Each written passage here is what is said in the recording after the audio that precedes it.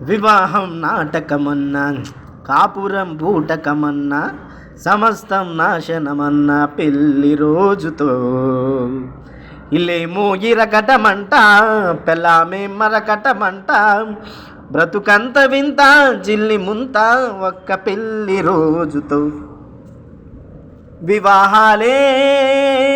నశించాలి విరాగాలే ఫలించాలి కైక మాట విని కాకరేగి పరలోకమేగే ఒకడు అంబ దెబ్బ తిని పంబరేగి ఉదకంబు తాగెనొకడు ఇంద్రదేవునికి ఇంటి వలన ఒళ్ళంత చెడినదపుడు తార వల్ల మన పూర్ణ చంద్రునికి తాట లేచినప్పుడు చిత్రాంగి బలిపెట్టే సారంగుని అప్సరస చెరిసింది రాజర్షిని కావ్యాలు గ్రంథాలు కలబోసిన ఇతిహాస